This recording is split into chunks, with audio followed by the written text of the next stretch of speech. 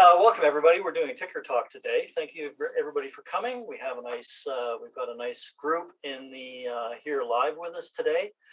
No doubt there's going to be a lot of people wanting me to find support for them.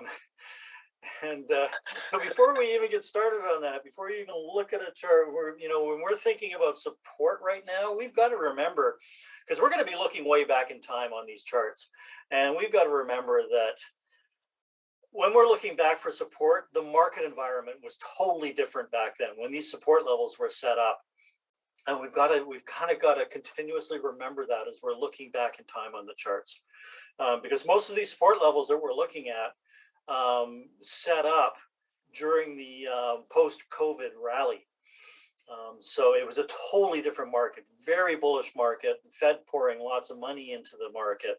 And when there were pullbacks that set up what seemed like reasonable support, they were in the context of a beautiful bull market, in a screaming rally. So as we look back through these charts, all these support levels are kind of suspect.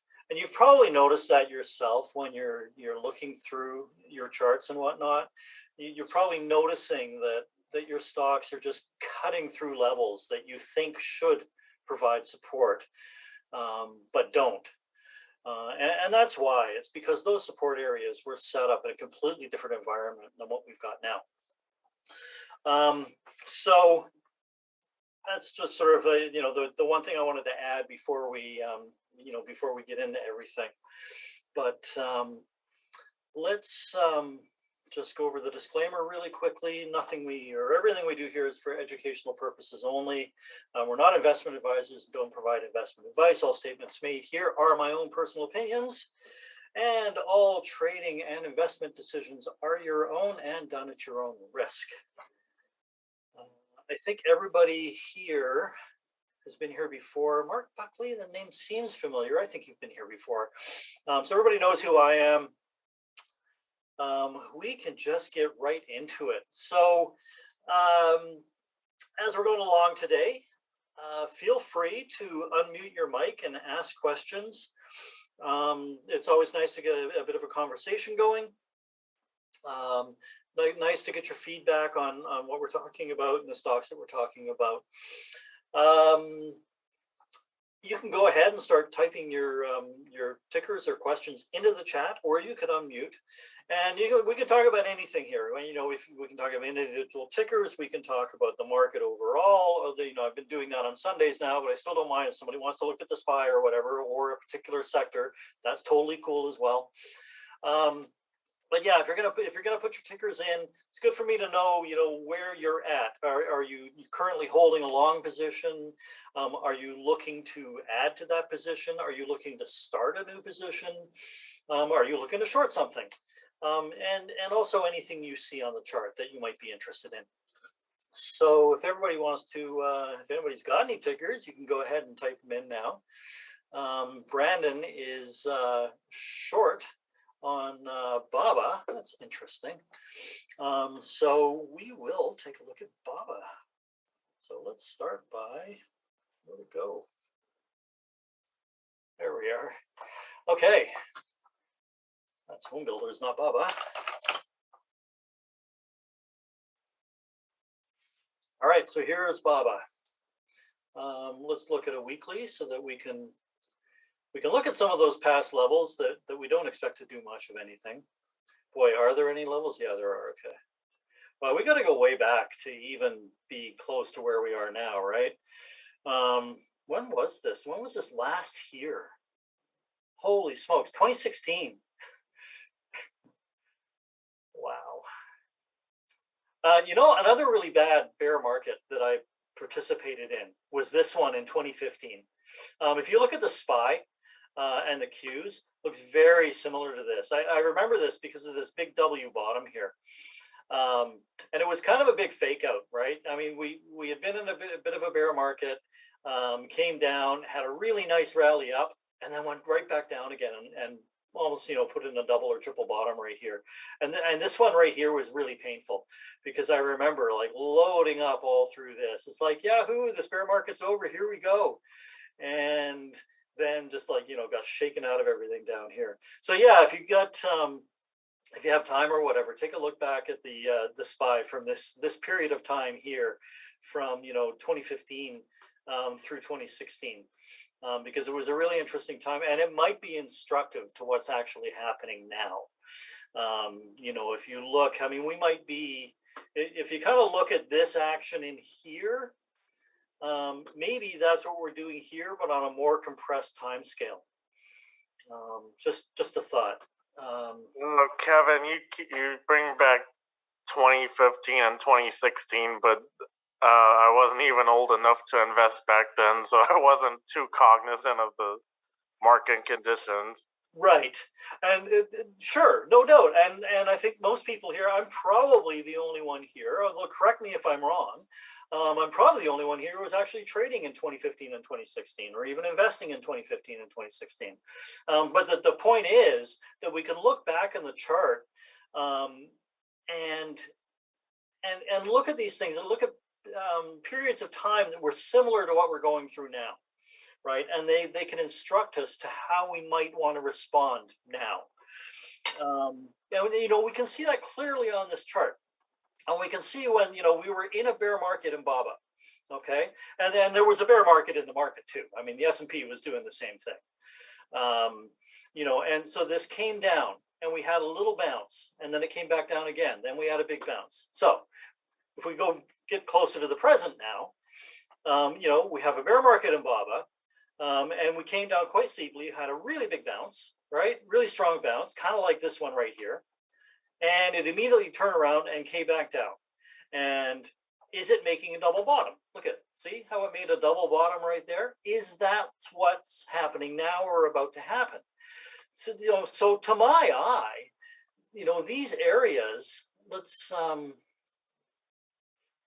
this to right about there, right, is very similar to me. It has real strong similarities to this. Do you guys see that? Do you see that, Brandon? The similarities between these areas I've highlighted on the chart? Yeah, it looks pretty similar. Yeah, so and if you do this little exercise for yourself. Go look at the SPY, whatever charting platform you're using, and put it on a weekly. Go back to 2015, and look at this. Look at that 2015 bear market, how it resolved into 2016 with this W bottom and everything, because I suspect that's what is going to that's how this bear market is going to resolve. I might be wrong on that, but they quite often do this sort of big W pattern like this before they get going. We're going to have one big fake out. I don't think this here was the fake out yet. I think that we're coming down and putting in a double bottom similar to this, and then we're going to rally up, pull back again, and test these lows, and then go back up. And maybe I'll go in. Maybe on the weekend, I'll when I do my thing on the weekend, my video on the weekend, maybe I'll discuss that a little bit and go back and do a little bit of analysis on this, but actually using the SPY, not BABA. It's just so much below the 21 and 50-day moving averages, though. So I'm only in this for probably a week. Okay. So I've rambled on long enough about these similarities to the past and everything. We'll get some levels on here, and we will go back to these past levels. So, what I mentioned earlier, right at the very beginning, about being careful when you look at these support levels from the past, because the environment is different now. This is a case where I'm finding a support levels where the environment was very similar to what is happening now. And you can see that this was a pretty strong, first it was support, and it became resistance, fairly strong level here, and that's kind of right where we've been bouncing here a couple of times in this area. Let me unhighlight this and get rid of that. Okay, Another level I saw here that we should get in here. It's that one right there. Okay, so yeah, see these levels here. So around 80.66, Brandon, and 73.75 that I got from the past. And look how well these have worked in the present. And these are levels that like from 7 years ago, right? I mean, this level here, almost to the penny right here, a couple of weeks or a month ago or whatever that was, because we're on a weekly chart. So yeah, these are important levels we've got, and then we've got this double bottom down here. Hopefully we don't come down that low, or I guess you're actually hoping we come down here, but I am not, because I have a position in BABA on the long side. So you said you're short, so you're I wanting got a full credit spread. you sold a credit spread. Yeah, sold the 78 and bought the 82. Okay, cool. Sold the 78 and bought the 80. So you're long the 82 and short the 70. Oh, well, that's a tight one too. Okay. So didn't you hit your potential max profit today? Less the time value? Well, I didn't know earnings were next week. I thought it was this week. No, but if you're short the 82 and long the 78, right? When this gets down to the 78, you're not going to be, there should be no more profit left in there for you. So 78 is probably where you want to close it, give or take a few pennies. Yeah, I'm just waiting for it to go down. Okay. Oh, so you did this today after it bounced? Right. Okay. Because I see it here. It was at 78 once today. So okay. So what do we got? We've got a really indecisive candlestick here, right? We've got a doji after this move down. This, anybody who's long in this stock is going to see this as bullish because this is indecision. All the way down here for the last week has been very decisive. It's been decisively bearish. And today, even though it still closed red, right? I mean, it closed below yesterday's close. This is somewhat bullish in that it was indecisive. The bears couldn't hold it down like they were able to do most of every day for the last week. So that's a bit of a strike against you. One thing that's working in your favor is we've got high volatility right now, and this can quite easily go from, what are we at? We're at, where did we close here? 81.73 was up. Whoops, that's not that one. 81.09 was our close. I mean, you just need to drop $3, and the ATR on this thing right now is like almost $6. $5-6 is the average true range. So this could very easily drop down to that 78 and then turn around and go back up. So I strongly suggest tomorrow that you keep a close eye on this because with the market this volatile, this easily drops to 78. You can exit your position with your max profit and be done with it. And then this thing can bounce like I think it's going to if the market behaves. And I think the market will behave as well. I think tomorrow is actually going to be a day that we're all going to breathe a sigh of relief. It may not last that long, but I mean, it's compared to what we've had, I think we've got a good day coming tomorrow. So I think that's where you're at, Brandon. I think you're really close to being able to take a full profit on this. Just got to be patient through the day. Just let the volatility play out. Let the swings in the stock play out. Unless we gap up huge tomorrow morning, then you might be in trouble. You might have to hold it into next week, and hope for further pullback. But yeah, like I said, I suspect this kind of bounces here, but with some volatility. That helpful, Brandon? Okay, thanks. You're welcome. All right, so has a long list here. Disney, Square, Tesla, Trade Desk, Mercado Libre.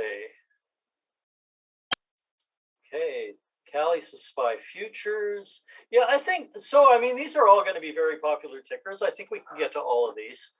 Hopefully everybody else doesn't mind waiting while I go through all of those. You know, waiting for your own tickers to come through. But sorry. No, it's fine. It's fine. You know, there's going to be people watching the recording as well. So I'm just going to write down all these tickers so I can timestamp them easily later.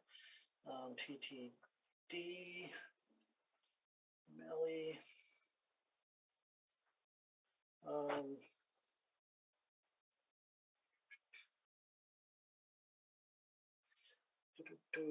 And Callie, when you put SPY F, you meant the futures, right? The ES? Yeah, so I actually meant SPY and Ford, but oh, I'd rather do SPY and Apple, even though it's kind of like one and the same. Well, yeah. Okay. Yeah, Apple, a lot of stocks are very much market stocks right now, and Apple is one of those.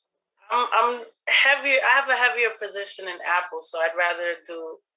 Sure. You know, I don't want to take up. Okay.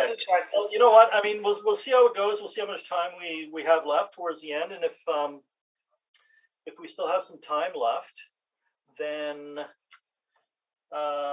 we can definitely remind me, and we can move back to Ford. For sure. Okay. So Disney.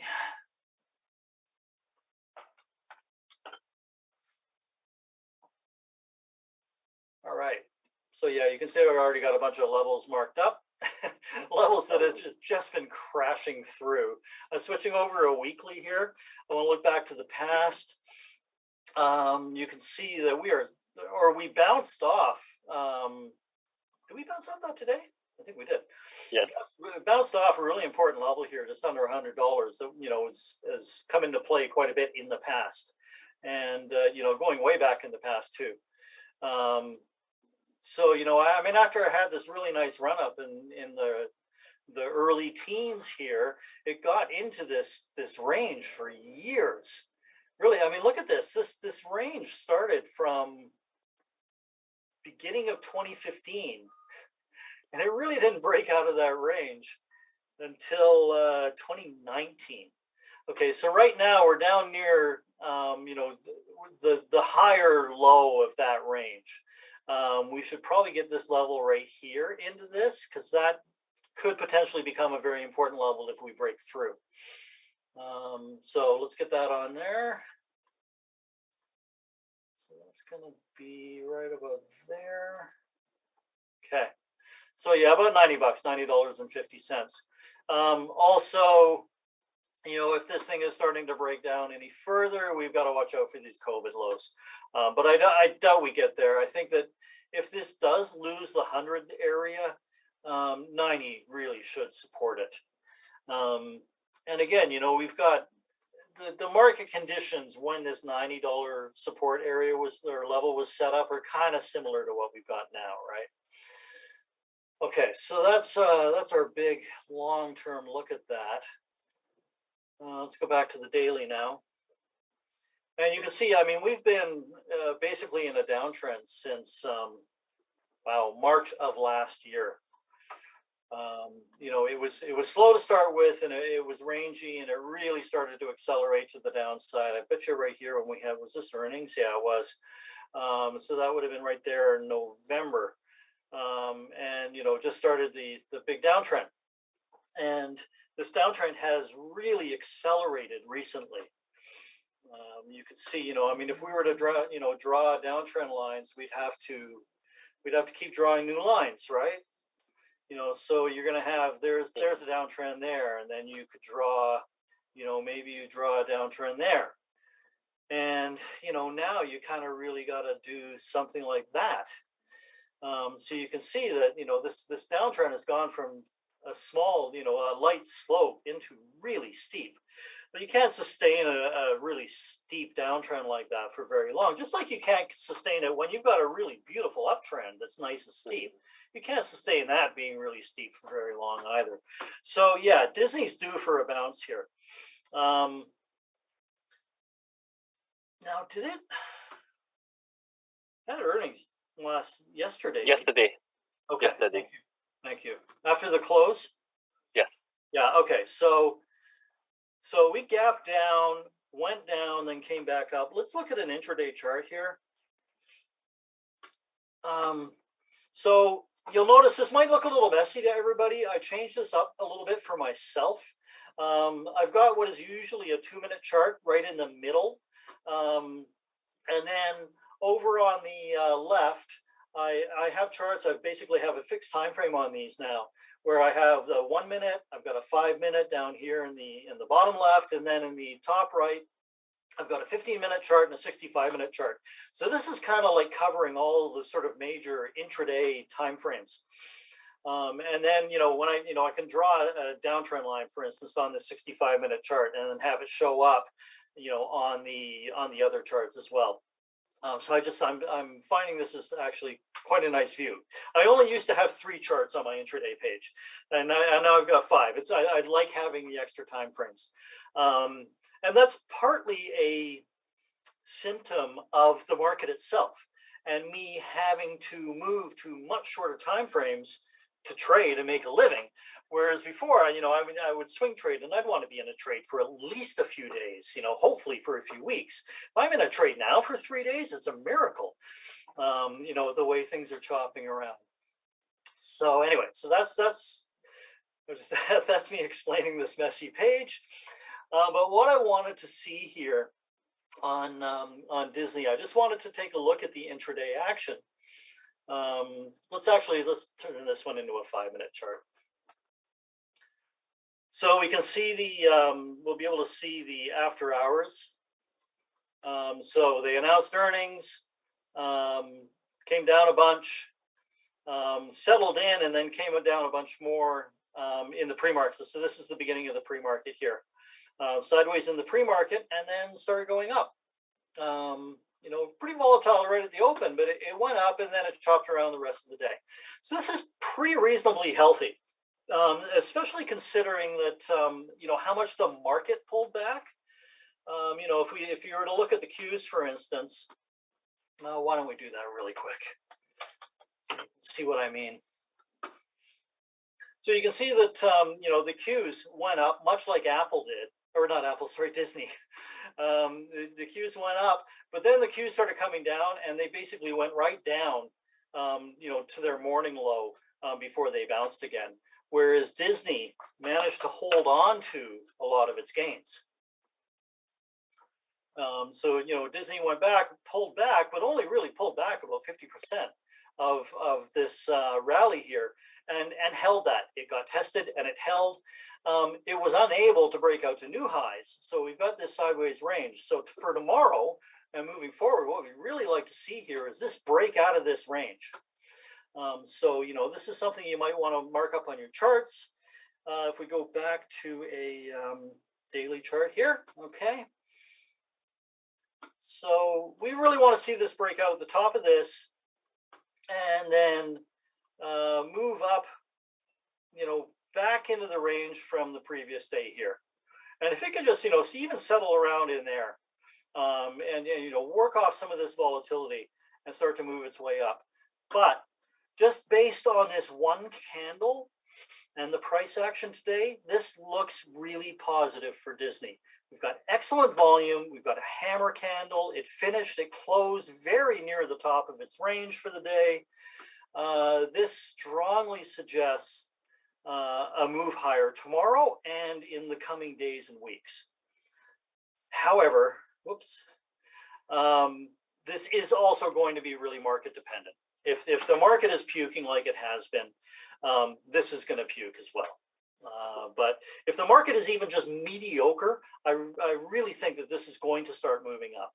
So if you're thinking about adding in here, you could look at this, say maybe on a 65-minute chart, and add in as we break above some of these levels from today, right? In the morning, if we start breaking out above, say that high there, or one of these highs, go ahead and do your add. But I would put a stop on that add right below here. Does that make sense? You can see that this range we set up intraday today, because we're looking at now a 65-minute chart, right? So we've got six equal candles for today. So that's how I would play that if I were going to add. Now, this is not investment advice, of course, you all know that, but that's one way this could be played. Of course, if the market is, like I said, I mean, if the market is gapping down big time tomorrow, you're probably not going to consider adding, because if it is gapping down tomorrow after the day we've had today, that looks somewhat hopeful. Gap time tomorrow, if it doesn't get bought right away and pushed up to new highs, then, or new intraday highs, then it probably falls apart quickly and downtrends all day long. All right. Hopefully that was helpful on that. So yes. Thank you. Square. Beaten down like horribly. So, okay. What a mess. I mean, it shouldn't have broke this level. But this break here is the whole crypto disaster from yesterday, right? I bet you if we put this up, if we put an intraday chart of Square against an intraday chart of Bitcoin, I bet you they look almost identical, because Square has really become kind of a crypto stock. So what do we got here? In some ways similar to Disney, right? When we go to the weekly chart, we see we've got a range that started in around 2018, went sideways until that broke out post-COVID. And now we've poked back down into that range. We don't want to be back in this range. We want to get out of this range as soon as possible, because if we come back into this range, we could spend another, what did I say, that was 2018, and we could spend another 2 years in this stupid range. It did before, right? So yeah, let's get out of this range. If there's further downside, this 55 level looks pretty strong. And again, somewhat similar, it had a big pullback, and a couple of big pullbacks. That support level held. I'm of the belief that if it does get down here, it'll hold.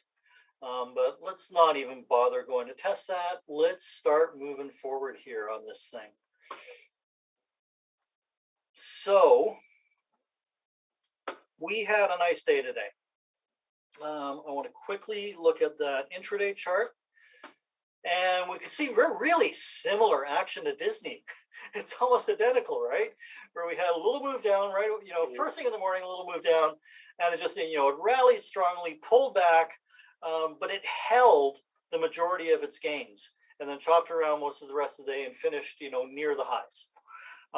So this is good. This is pretty healthy. Let's go back to our daily chart. And this is a pretty decent looking candle. It's got pretty good volume, not quite as much volume on some of these down days, but pretty close. So again, this looks like a nice setup for a reversal.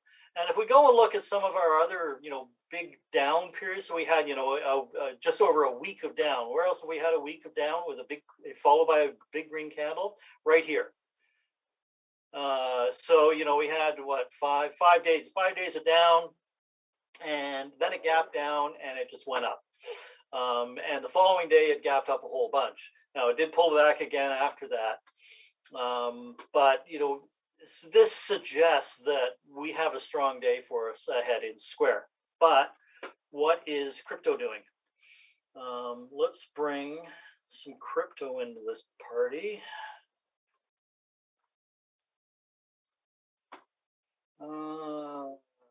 Bitcoin.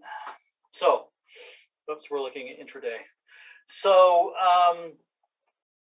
Bitcoin, so you can see how this looks similar to Square, right? This kind of, this waterfall. Now, the Bitcoin candle is red, but it's still, the Bitcoin went down, came up, had a very volatile day actually, and had some pretty good price action during the day, but finished red, unlike Square. So we really need to see this crypto situation resolve itself. And we can see here that, crypto has not been doing well over the last, TradingView resets the clock on crypto, I think at 5 p.m. Eastern. So this is how much, these are the changes since 5 p.m. yesterday. All right. So let's go back to Square.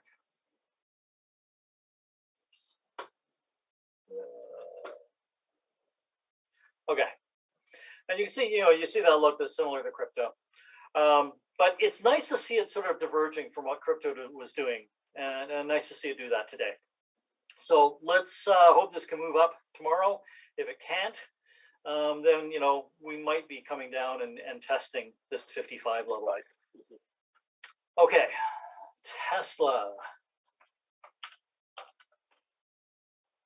So another one that I have a position in. So I mean, so far all three of these that actually all four stocks that we've done so far, I have a position in.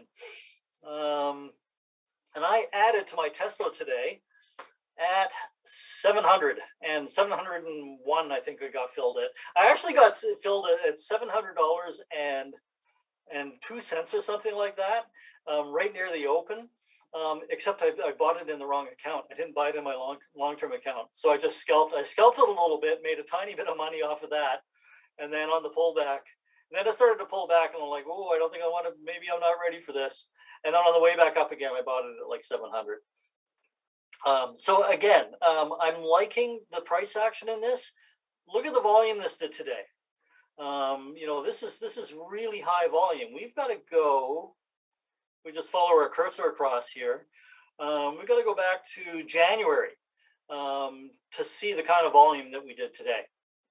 And it's nice green candle volume. So this is actually quite bullish, right? It would have been nice if this closed higher in the range for today. Let's quickly look at an intraday here. Yeah, so this one did have, when the market pulled back, this one pulled back more than some of the others we've just looked at. And it was unable to get back up, into the top of its range for the day. But I see after hours, it's moving up a little bit. So it's not too bad. So this is fairly bullish for a turnaround, right? And I guess we need to draw some new levels in here as well, don't we? Yeah, there's a level, right? See that resistance right there, and kind of like, yeah, let's get that one in. So where was that? That's right there. It was also over here. And actually, you know what? It looks like it came right off of that candle.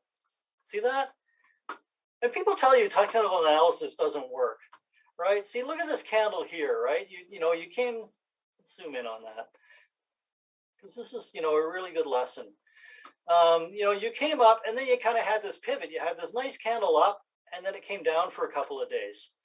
And so, we'd call that a pivot. It had no problem really getting through there, and then, but that area, look how much price interacted with that area after that.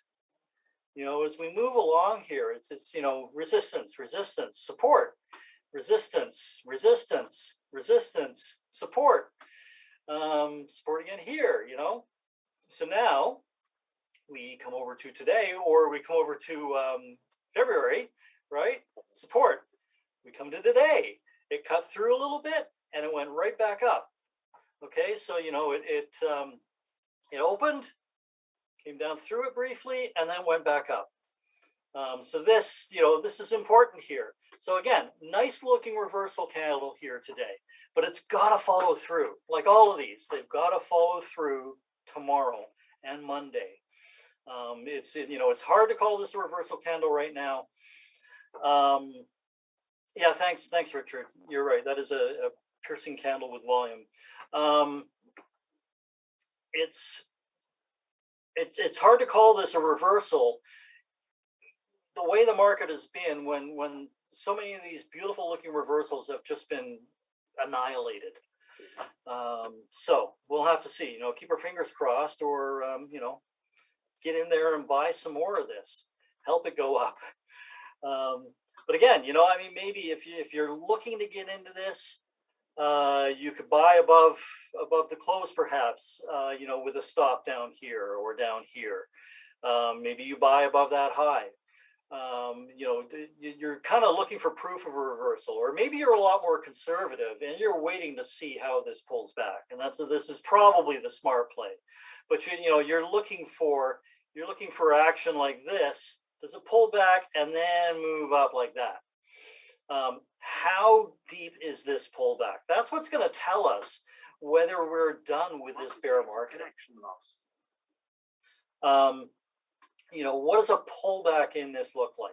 Market data connection established. Because all we've done so far is put in what is perhaps a potential double bottom. We've got to go up and make a high, then we got to make a higher low, and we got to make a new high. Then we can start talking about, hey, maybe we're in an uptrend now. But until we do something like this, we don't know for sure. So if you're super conservative, you're not really interested in adding to Tesla until it breaks above whatever swing high it makes off of this move. So that's kind of how I would play. But I'm a little more aggressive with it. You just know in Tesla that some of these levels are these psychological levels are so important to people. And 700 is obviously one of those. I think 650 would be one of those, and certainly 600 would be another level where people are going to come in and buy. So this is one stock where I think you can be a little more aggressive on your buys and buying at the first sign of a reversal when it hits a level. So that was Tesla. Trade desk.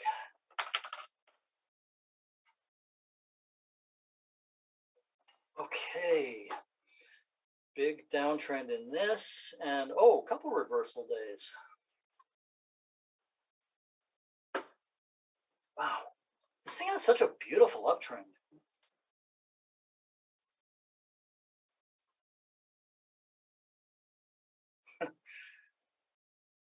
It's close there. What if we go there? Pretty easy to draw a trend line and convince yourself that bounce is completely valid. You just got to kind of tweak, or cut through that a little bit. We've got two touches there. We've almost got a touch here, and then we've got a touch here. That's pretty interesting. There's a look at that level right there too. So yeah, I could make a pretty compelling argument for this being a bottom and a great place to buy this. Nice hammer candle on the weekly chart. Look at the volume on that hammer candle. It broke through the 200-week moving average, and then it's probably sitting right on it now. It had this level from back in the past. We should also probably get this $30 level in. It's kind of that one right there, perhaps, just in case this breaks down. You want to watch out for that level there. 31, 31.50, somewhere in there. Okay. Let's go back to the daily.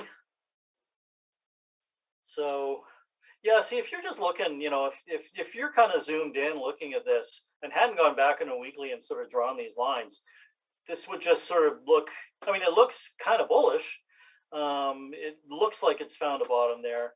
But when you put it in the context of, this support resistance from the past and that very long-term uptrend, this action here gets a lot more bullish.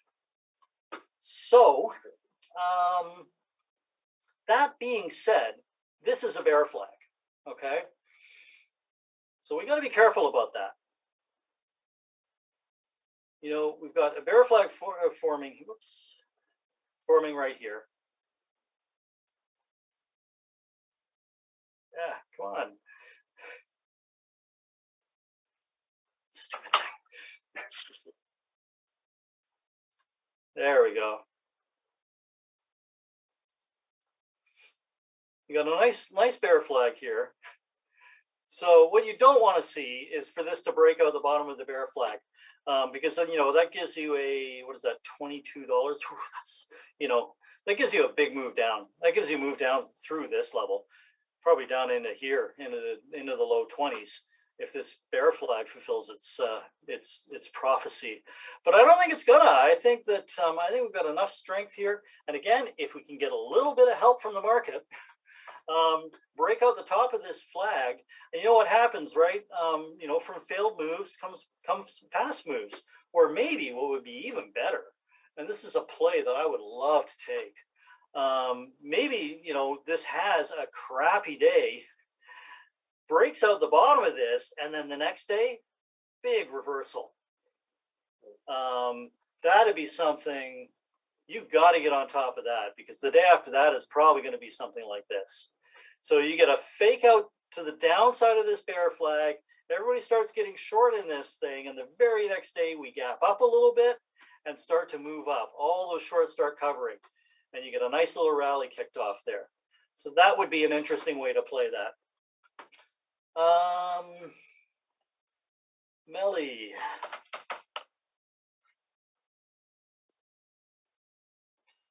All right, look at that. Another nice looking reversal candle.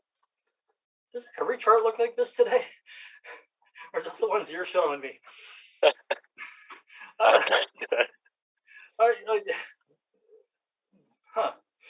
must have been looking at some of my holdings were doing actually pretty crappy today too. But yeah, okay. So same kind of reversal candle we've been looking at. Let's go back to a weekly and see where we've come from. This had a very nice long-term uptrend in here. The uptrend in this one is broken. We probably go from,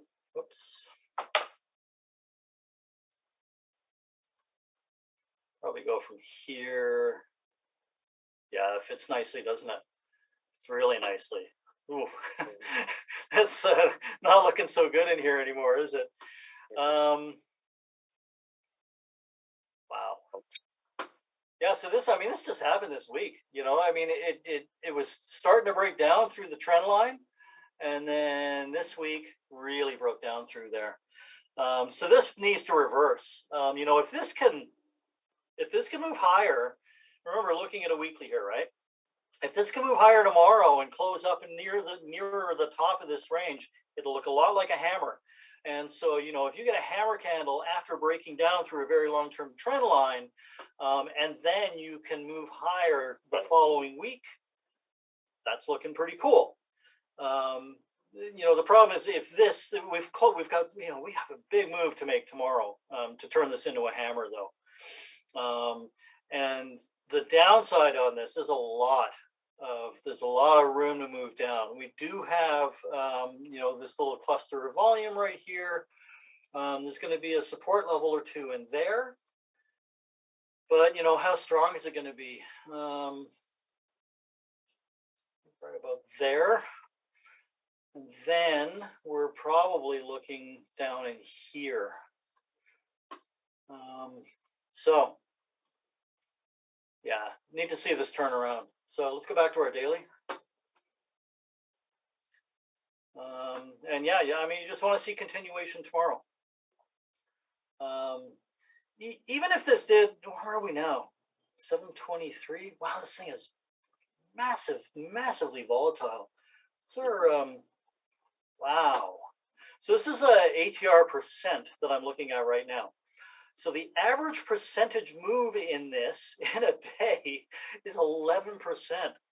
Wow, why am I not day trading this thing?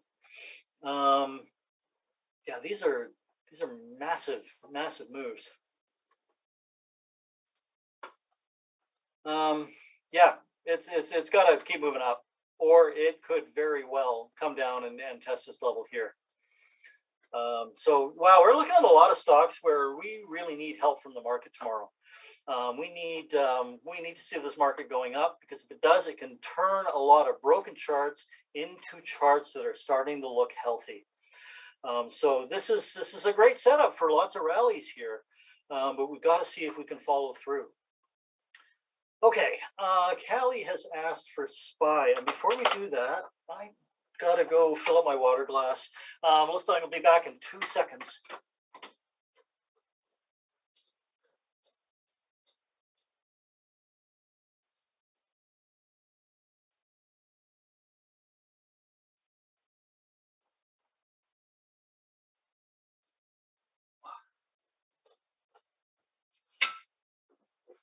All right. Okay, so SPY. Obviously, sort of similar to some of the stuff we've been looking at. I don't think we really need to go to a weekly on this, right? Got all these levels still marked in here. Oh, you're welcome, so. Okay. So we had this gap from way back here in 2021, and that got filled this week on Monday, I guess. We tried to go back up into it and failed. Had a really bad day yesterday. Had a much better day today. Half decent, intraday price action. Volume's not bad. Lower than the previous week. But at least we got a green candle, even though we closed ever so slightly in the red. The NASDAQ was also down. Russell was up nicely. So this is like not the best setup for a bottom. Some of the other stuff, the individual stocks we've been looking at, definitely better setups for bottom. But there is some positive price action here off the 390. Wouldn't be surprised to see this come down to 380 at some time in the next few weeks. If we do get a rally, maybe we rally up, maybe 410 becomes resistance, maybe this 405 area becomes resistance on the way back up, and we pull back down again. I don't want to see it come down and put it in a lower low. If we're gonna pull back, much like I drew on that, I think it was the Tesla chart. We come up from here, and maybe we find some resistance in there, chop around a little bit, come down to here, perhaps find support at 400, and then go up and through. I think this could be a pretty reasonable course of recovery for the SPY. Well, we'll see. It needs to start with tomorrow having another green day or drawing another green candle, maybe getting back up and testing this 400 level. Okay, and what was the next one? SPY. Apple. Unless Callie, was there anything specific you wanted to look at in the SPY? Or did that kind of cover it for you? Yeah, I guess that's good. Okay. Actually, you know what? There's one little thing that I just noticed that I should probably point out, and it's sort of like kind of a RSI divergence here. Whoops. Hang on. I kind of wanted to hear you say SPY's going to like 300. No, I'm playing. No, I don't want to be that bearish. I don't want to bury my head in the sand either, but I don't think it's going to 300. Not soon, anyway. To go to 300, it's got to get through 380 first, and then it would have to get through 350. There's a lot of levels here. I think if it got to 350, that's getting so close to COVID, right? This is not getting that close to the COVID lows, but it's getting close to this little double bottom here on the recovery rally. I really think that the Fed's gonna, if it gets down here, the Fed's gonna come in and try and talk it up. They've wanted the market to come down a little bit and cool off, but I don't think they want it to cool off this much. And I think that Biden might actually, if it gets down that low, Biden might actually start to worry about the market a little bit for a change. Yeah, I have about the same levels you have. Honestly, like I see maybe 370 being the lowest. And I'm not saying now. I'm just saying within at some point. Yeah, it's like in the summer or something. I don't know. I just don't see with everything that's going on us holding a high level at this moment. Yeah, you could certainly draw a line at 370. You know, and really maybe what we should do is this line I've got at 365. Maybe it should be like an area. You know, it should be like a little one. There we go. You know, it could be a 365 to 370 kind of thing, like that. Coming off all this action right here, right? So yeah, I mean, we've got areas of fairly strong support just below, and we're looking at today a good reason for us to bounce a little higher, and we've got almost a RSI divergence. You can see that we closed lower today. I guess the RSI was a tiny bit lower than back over in here, but it's, you know, considering how much we had gone down today, RSI is almost flat now, right? The MACD is probably still looking ugly. MACD is not even threatening to turn up. So, yeah, I mean, there are reasons to be bullish in this. And I think, you know, more so than looking at the SPY itself, looking at some of these individual stocks that we've looked at, and the way that they traded today is more bullish than what I'm seeing in the SPY. So we're actually, sorry, I'm looking at, yeah, okay, Apple. So we were looking at SPY, we want to go to Apple. All right.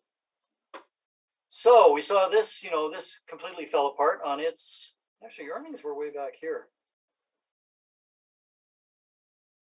What caused this?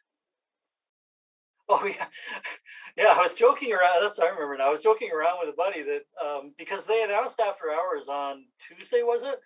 They discontinued the iPod, and then we had this horrible red day that just sort of broke down through all this support. And I was sort of saying, "See what happens when you discontinue the iPod? They should have kept the iPod." I thought they were. I think it was the miss, not the guidance in terms of what they're going to do in terms of production with the China zero lockdown. Okay. And so how that will play a factor into their forecast, and then of course the market itself. So, you know, because, you know, I think when was it? Was it Wednesday? They came out with the CPI numbers, and, you know, it wasn't as high. It wasn't as low as they anticipated, and so yeah, I think that was a combination. Okay. Yeah, thanks, Marvin. I missed that news, that Apple specific news. Yeah, and lucky me, I bought puts on Tuesday. Nice. And nice Wednesday, win. it went 140% on me. Wow, nice win. Pretty good. That's sweet. Did you get out of them, or are you still in? So that's my thing. I'm still pretty heavy in the puts. I just kind of trimmed, because why wouldn't I at that point? Yeah. But that was only like a quarter of the position. But they're for June, so they're like the 140 puts for June. Okay. So what's probably going to happen? I mean, to me, this looks like it's ready to bounce too. It's not as bullish looking as some of the other charts we've looked at, but we've got this doji here. We've got this doji where it's come down probably too much. It's crashed through a number of levels, right?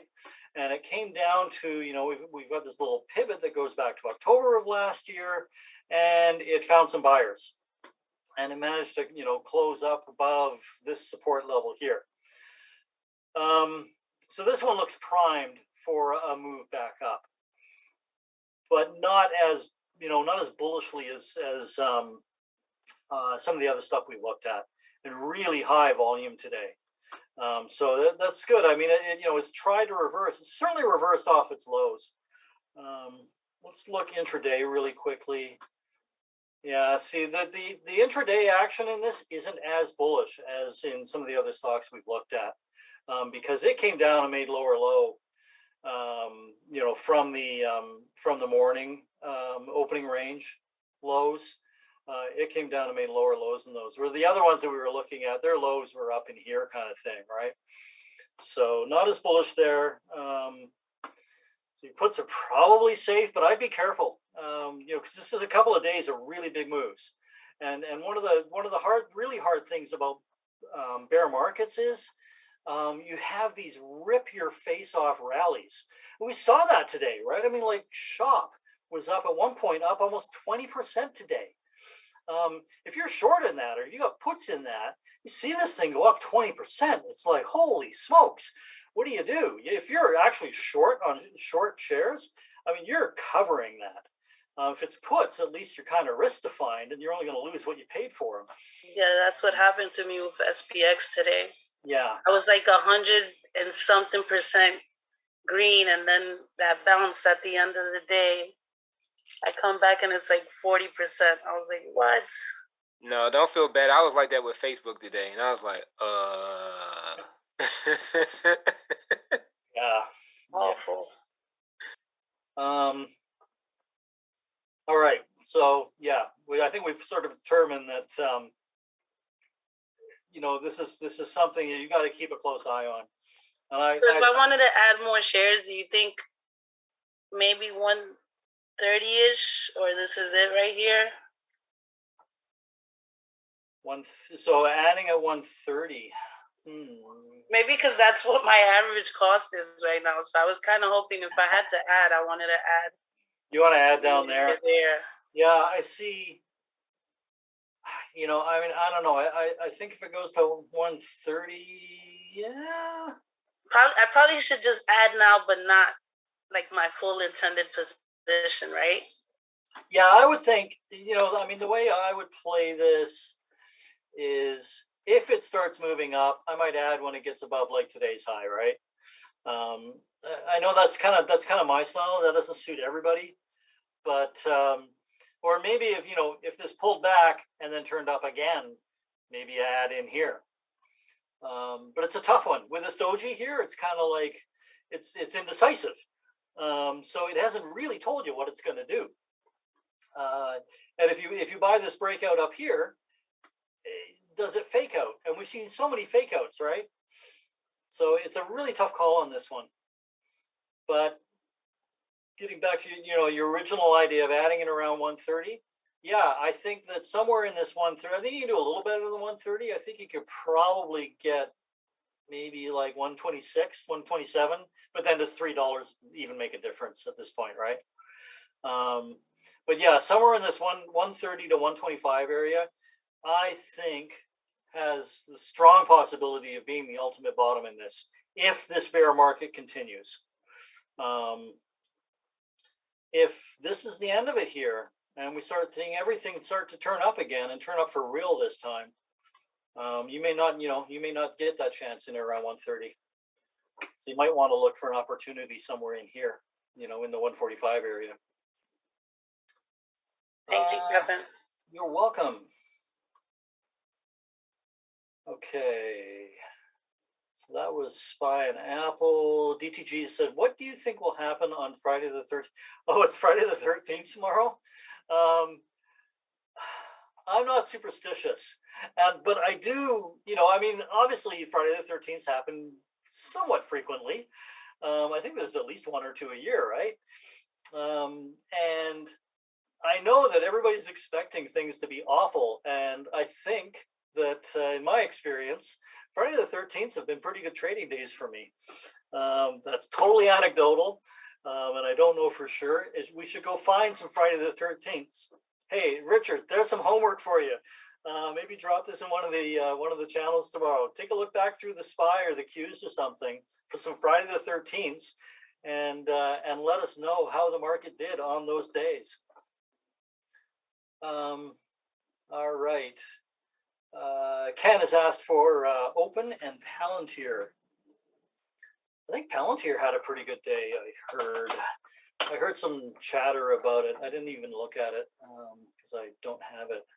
Open, big downtrend, fairly well behaved downtrend here recently.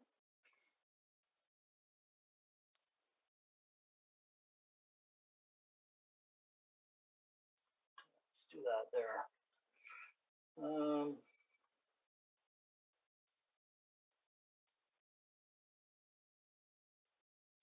Something like that.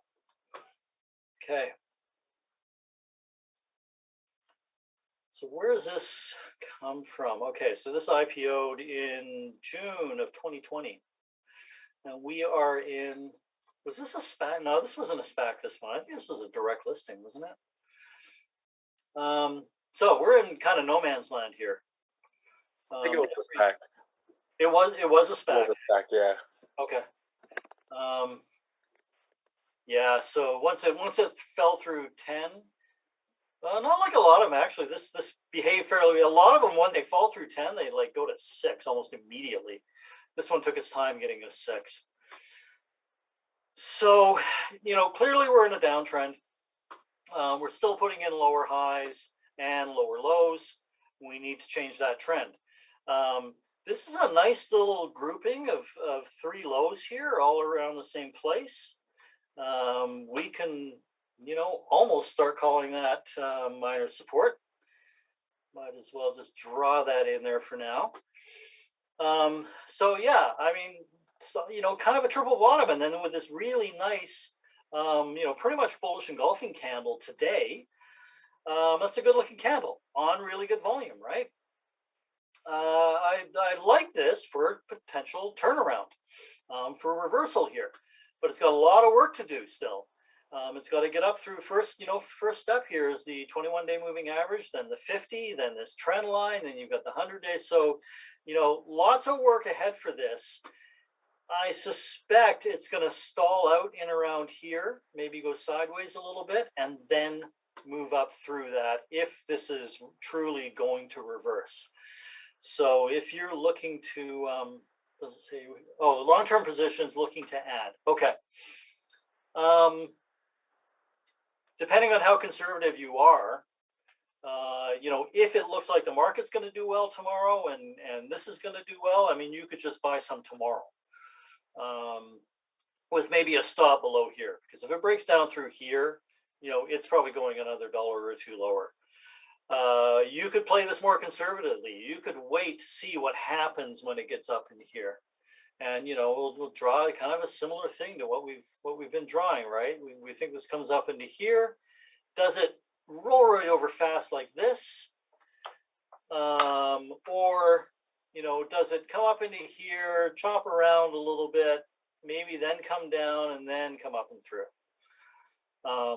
I think the more conservative entry in this would be kind of like right here, right? Let it go up there, let it pull back. And then once it starts moving back up again, breaks through the trend line, breaks through these moving averages, that's the place I would add. Because I've got some confirmation, I've got some proof that this is back on the way up. It's the very early stages of an uptrend once it does that.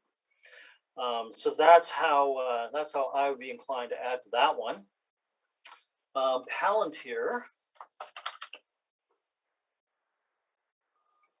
And, you know, this all depends, it's all depending on the fundamentals of these companies as well. I really don't know all that much about these companies.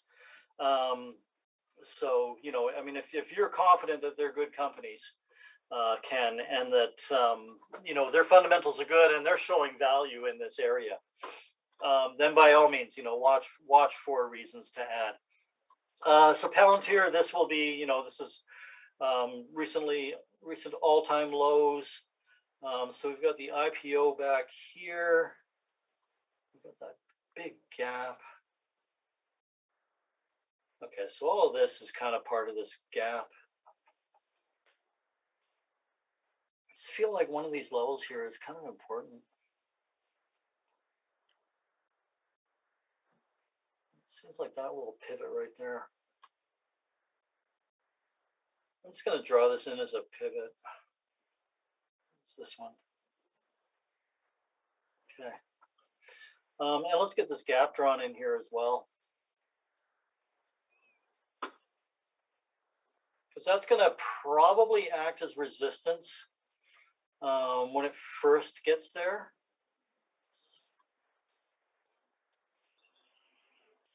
There we go.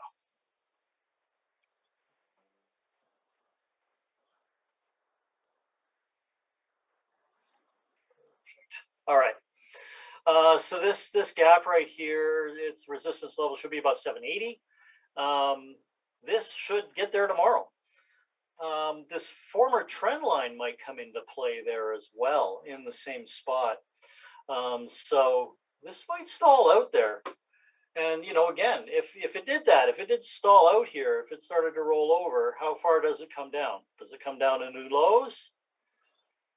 Or does it come, stall out here and then move back up and through? So same idea, but this is definitely an area where we would look for resistance, look for a little pullback right there. If it doesn't pull back at all, it just goes straight through this stuff, then that's very bullish. So certainly wouldn't want to buy or add or anything below this red area, below the beginning of the red area. Once you're in it, you can maybe think about, if you see something set up nicely, you can maybe think about adding. But really, the more conservative move is once you're out of this, out the other side of this gap, is when things get a little safer to add. And also when it's showing you a pullback and recovery from the pullback. So still some work to do there. Hopefully that was helpful, Ken. Yep. Thanks, Kevin. You're welcome. We did Apple. Okay, so for Marvin, waiting patiently for these, Facebook and AMD.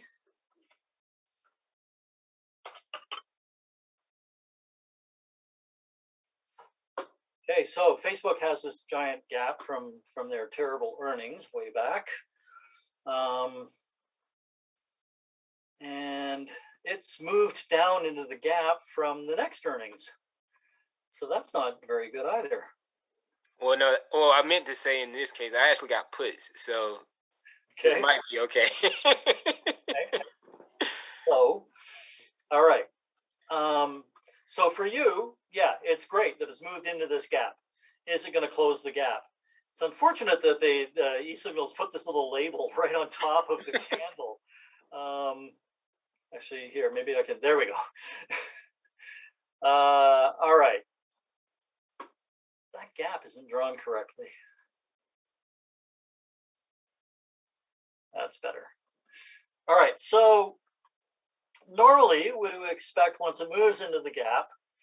So we expect the gap, to basically act as support at first. Once it goes into the gap, though, we expect the gap to be filled. So that takes you down to about 175. That's kind of what I had. Yeah. So you go 175, the bottom of the gap, and then you've got, this level here, 169-ish. Should probably act as support. However, look where it bounced today, right? This line that we had drawn in from, a previous time we were looking at this, that acted as fairly decent support back over here, acted as resistance a little bit here, acted as support again today. So does this start moving up from here? And if the market does what we think it might do, or what we're hoping it will do, and what a lot of other stocks have suggested it's going to do, then this should move up as well. Now, this candle, even though it's green, it did, it closed above its open. It's not the strongest looking candle, right? It's not a hammer. It's closed in the bottom or around the midpoint of its daily range, or the range for the day. So it's kind of indecisive, almost a doji. So this one, could kind of go either way. So I think you want to kind of decide, where do you bail out on this? And maybe the bailout point is above here, or maybe above here, above those two highs there, or maybe above today's high. If this starts moving up, that should have a little bit of resistance to the upside, and also watch the rest of tech. If the other fangs, if Apple's going and maybe Netflix, but Google and Amazon and whatnot, if they're moving, then this is going to go along with them. And right. That put play might not work out. Okay. No, I appreciate that. But yeah, I mean, your target seems reasonable. It seems totally reasonable. It's just that there may be a little bit of unexpected strength in the market right now. All right. And of course, the market being the way it is, could tomorrow morning completely prove me wrong. Yeah, I think. Or even today, I wasn't. It started off, with the downtrend, like the market, and then once it once the market had a bit of a push up, it definitely shot up, and I was like, I was not expecting that. So Yep. so it definitely played me today a little bit. It did surprise me a little bit. Like yesterday, I really did. I mean, if you've been reading the morning briefings, I was really surprised yesterday did not follow through and just go and just rally like crazy. I really thought it was going to do it. I saw it everywhere, man. I saw crypto reversed. Commodities had been rocking all night long. The dollar was going down. The market pulled back on the CPI and then started going up. Right? If you don't go down on bad news, then and you go up instead, then that's great, right? That's really bullish. So yeah, really surprised it sort of gave it up yesterday. No, yeah, I was too. I was at lunch and I was like, oh, the market's actually turning. And then I got back from lunch and I was like, oh no, it's not.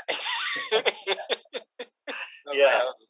So I'm not so surprised when we're seeing signs that it's still trying to do that. And, I mean, look at how much the VIX pulled back today. Let's just look at that really quickly. Oops.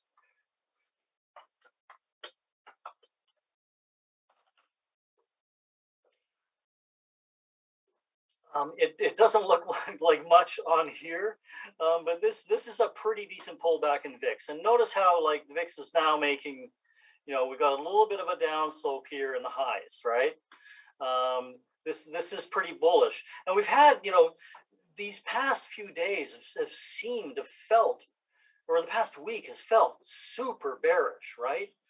But VIX did not go up, through this 38 level. It didn't even really get through. It was up through 36 for a few minutes. That was 2 weeks ago, and couldn't get back up there. So yeah, this is slightly bullish and something we want to keep an eye on here. If we looked at this at an intraday time frame, you'll see that it's a little more dramatic. This move down here off of, we've kind of had this resistance level in there, and it's really sharp move down today. So that's pretty bullish as well, for the market and for a lot of these individual stocks. Whoops, that's a 15-minute now. Okay, AMD.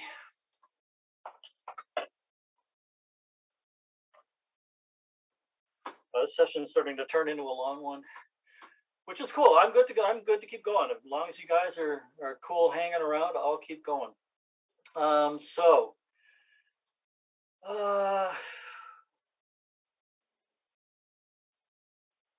These levels looking pretty good. I don't know what I wonder if we looked at AMD last time. Came down, tested, cut through, bounced back up, almost drew a hammer. Volume a little bit light today, but not too bad. So yeah, I mean, this is, looking bottomy, right?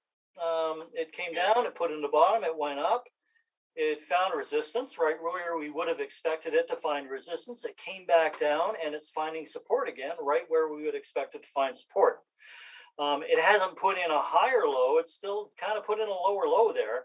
But it did support. It's closed above that support line. So that's important. Again, we want to see this start moving up. We want to see it attack this resistance level and get through it this time. And then if it gets through there, it's going to get through the 50-day pretty much at the same time. And maybe can start working its way back up. If that doesn't happen, then we're looking at this 74 level. And there's no reason to believe this 74 level won't hold. Or even somewhere in the middle of it. Yeah. I had it marked, 80. Are you long or short in this?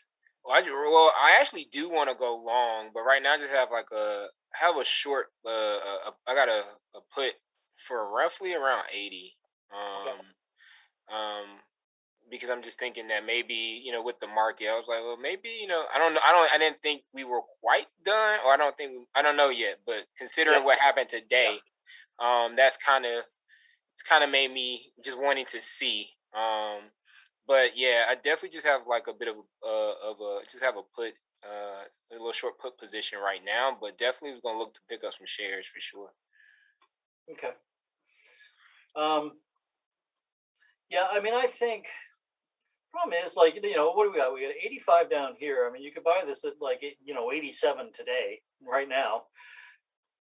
You don't really get confirmation this is back in an uptrend until it's over 100. Right. And this is kind of this is a bit of a problem, sort of across the board at everything we're looking at. The move it needs to make to prove that it's in an uptrend or it's starting an uptrend is so big from where we are.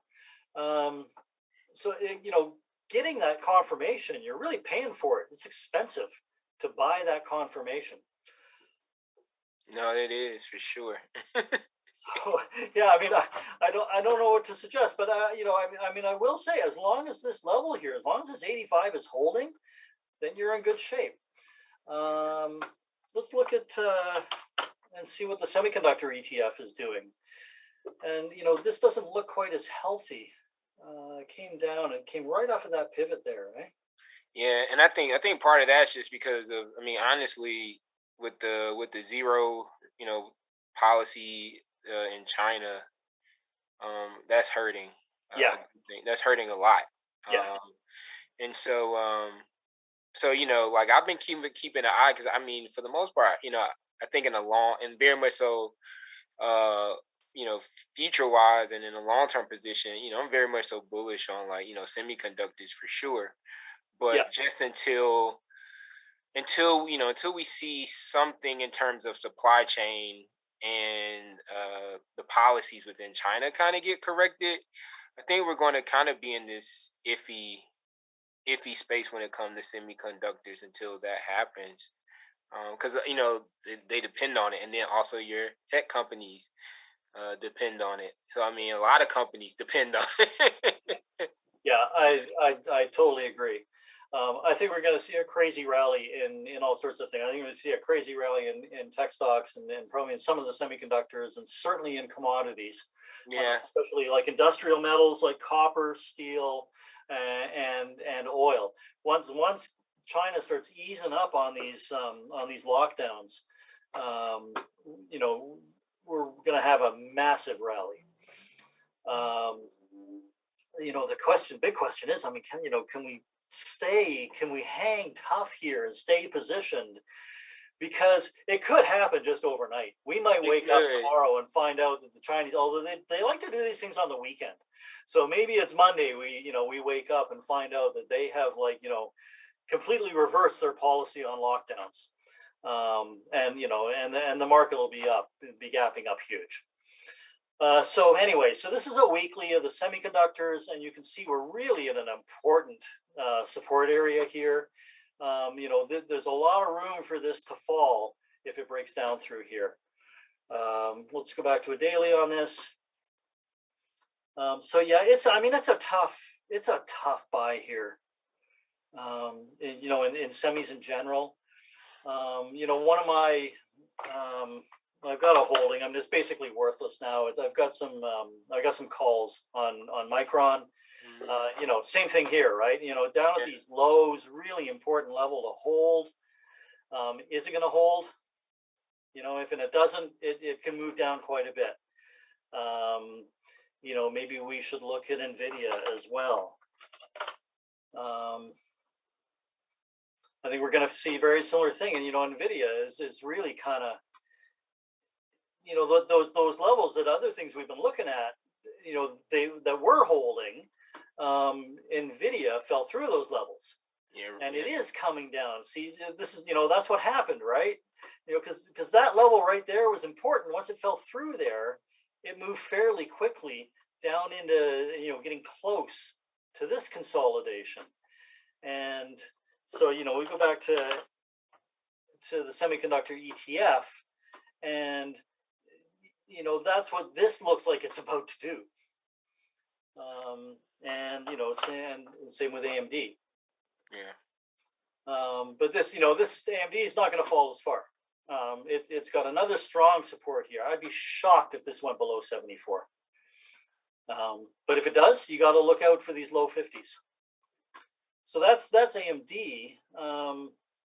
yeah, it's just it's hard to get in there. There's no setup here right now, I don't think, unless you just want to buy, above today's high, if it continues up, or above this little cluster of highs right here, like 92 or something. If you can get above 92, which is just above the 21-day moving average, maybe that's a place you could buy. Gotcha. No, I appreciate that for sure. But you reminded me of one. What's it? I was looking at earlier. No. James is. I'm trying to think. Was it the only other? I'm trying to think what other popular semiconductor. I mean, I think what Marvell's one too, right? I mean, there's one that that's holding up really well. I've got it in my other. I've got it in my other work desktop settings for eSignal. It's not in this one that I use specifically for our ticker talk. Maybe I'll drop that in the Discord later if I remember, or when I do remember what that is. Okay, so what's next here?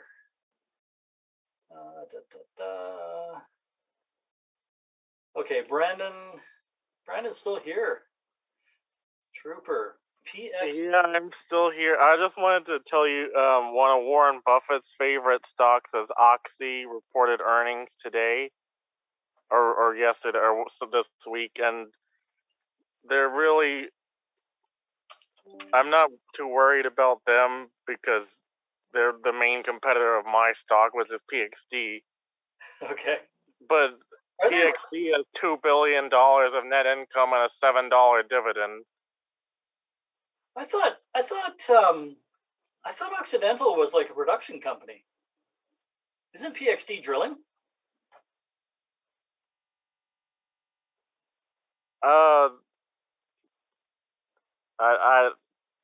Sorry, I'm like confused. Okay, no worries.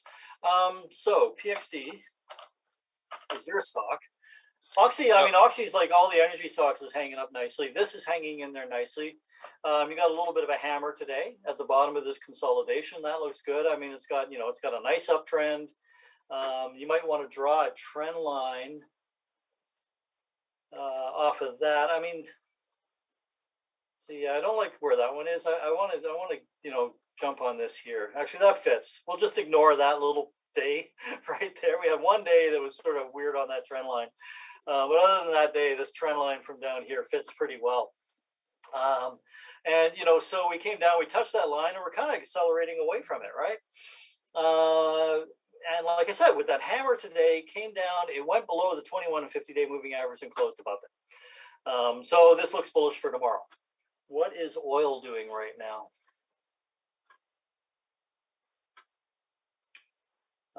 So oil just opened, it moved up a little bit.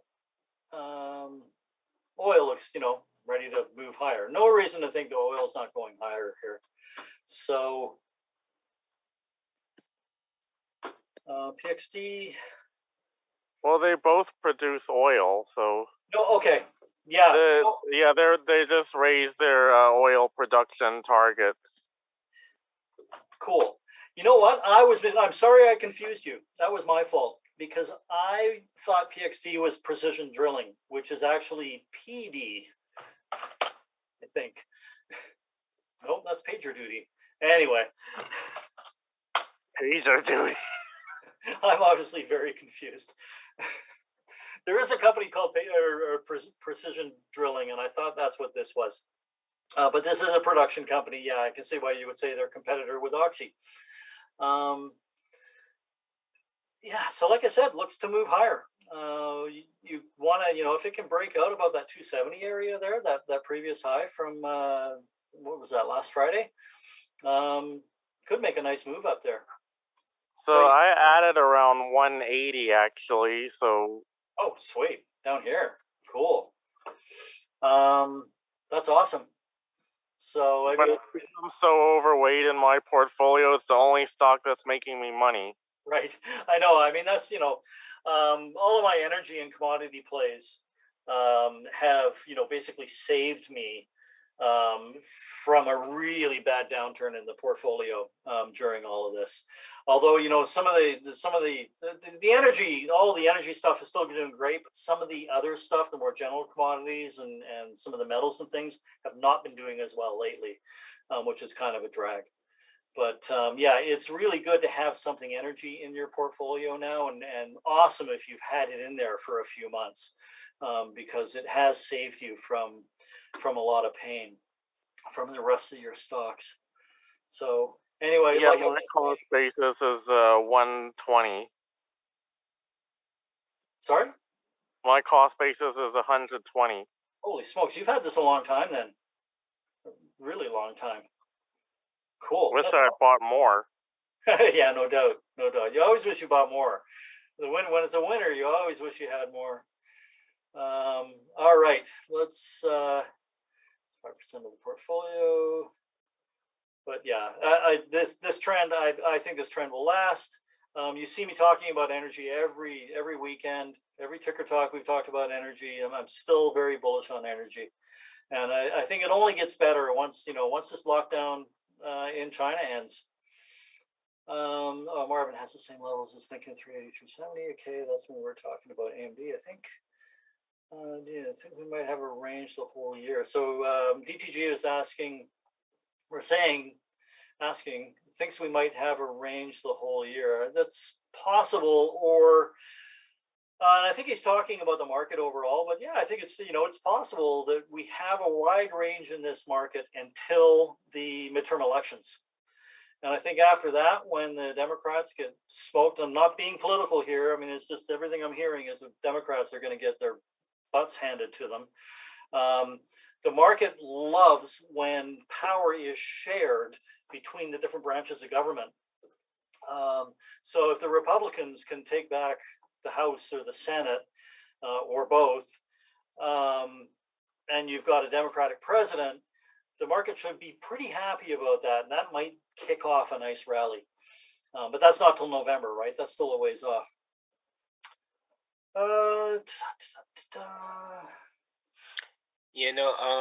Also while we've been meeting, apparently Powell spoke briefly or at least made some remarks about how the soft landing, he can't guarantee a soft landing to control inflation. So I don't know what that's going to do for us tomorrow.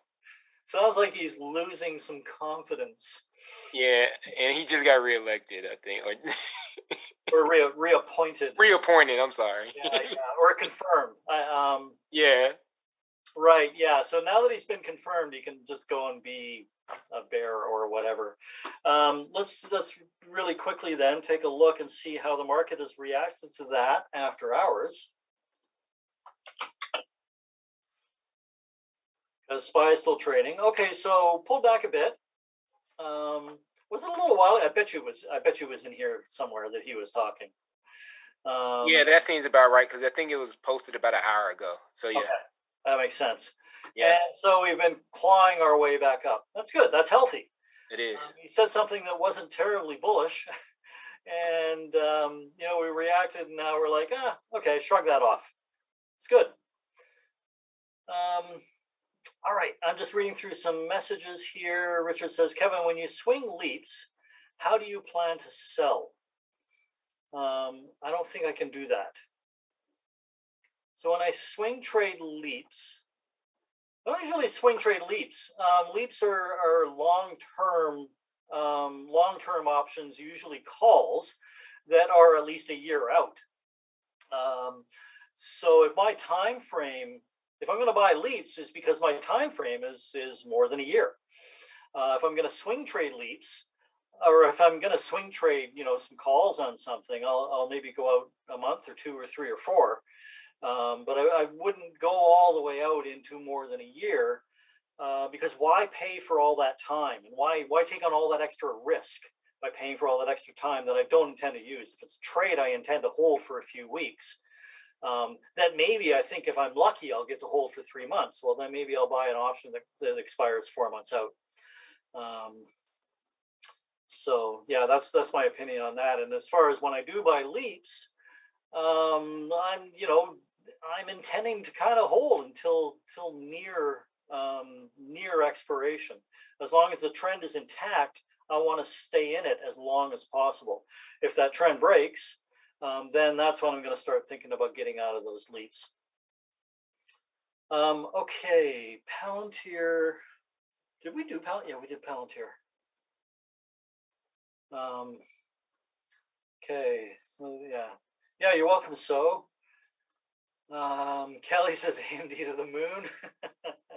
All right, fingers crossed for you, Kelly. And yeah, Marvin's talking. Okay, yeah. Thanks, Marvin. Marvin put a link in here for everybody. Oh, DTG is still here. Okay. And DTG says, I've been holding K-Leap for 3 months now. When does that K-Leap expire?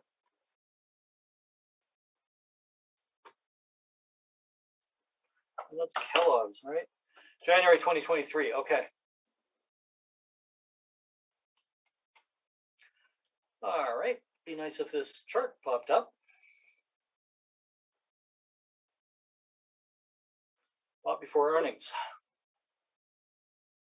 Sorry, I seem to be having some trouble. There we go. Oh, look at that. So, whoa.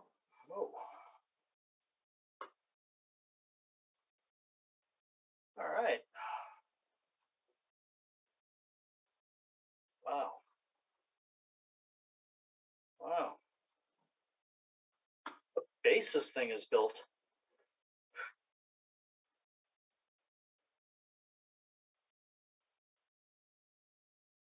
Interesting. Well, there's all sorts of stuff I could draw on this chart, which you probably have. But I imagine you've probably drawn something that looks something like that.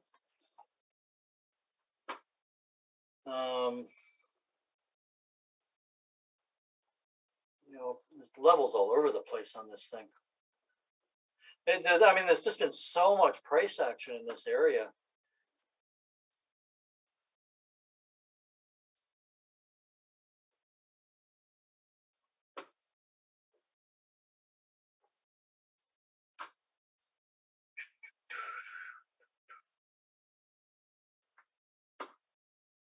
All right, so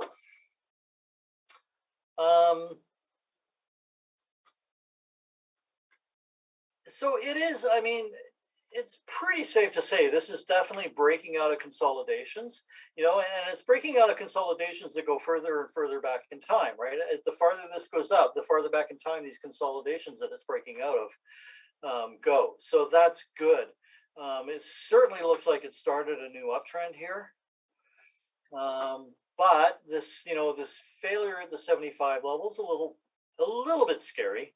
Not too bad. Let's actually back up and see how important was that level. Not critically important. So yeah, shouldn't have too much trouble retaking that.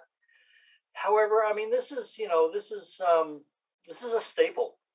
This is one of the companies that, or one of the kinds of companies that the market was running to for safety. You know, as everything else is pulling back, people were buying staples. They're buying companies like Kellogg because these are the companies that are safe when the market's falling. These are the companies that are safe in a recession. You're not going to give up your cornflakes because there's a recession. You're going to give up other stuff. You're maybe not going to go to movies, but you're going to be buying your cornflakes, right? So good company to be in for a recession. So let's look at staples really quick, because I think we'll see, you know, it's similar, right? You know, we've had this sort of, you know, uptrend in staples that's been pulling back recently.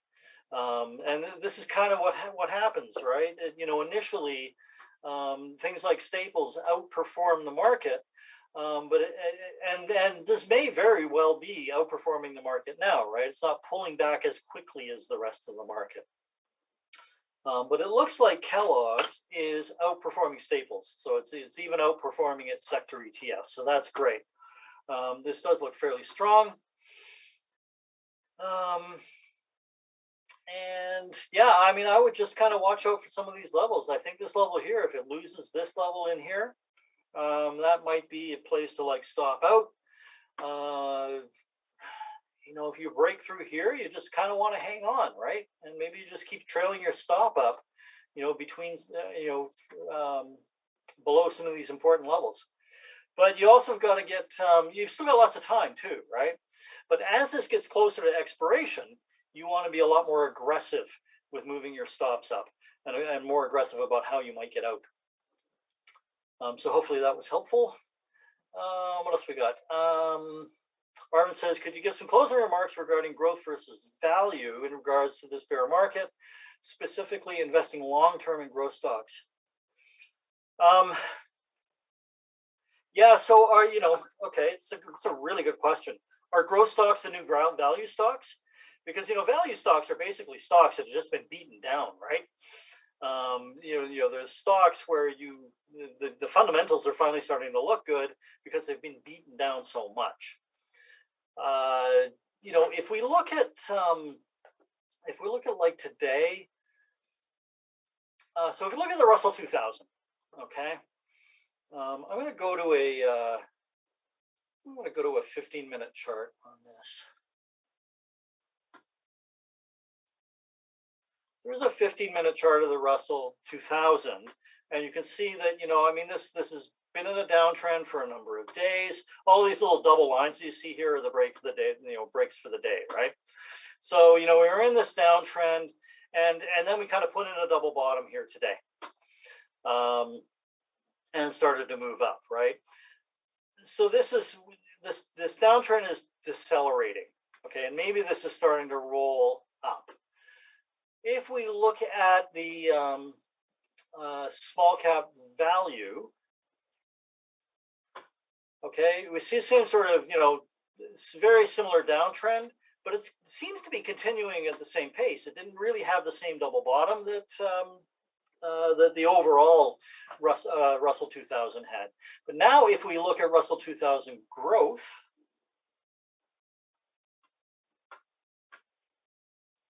we will see that we've got that downtrend, right? And it started to decelerate, and then we put in a higher low ahead of everything else. And if you've been watching some of these small cap tech stocks over the last few days, you will have noticed, and you could see it happen here. We had really strong rallies in those stocks, and those led the market higher. Like if I overlaid SPY on this, which I can do,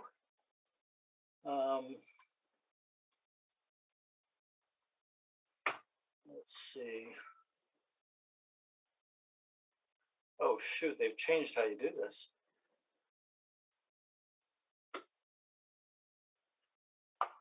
Oh, this is messed up. Yeah, there's another way to do it. eSignal has been making a lot of changes to their interface, which is kind of a drag.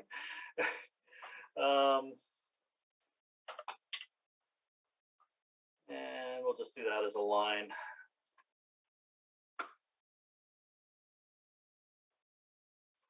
That should work. Okay. All right. So the blue line here is the SPY.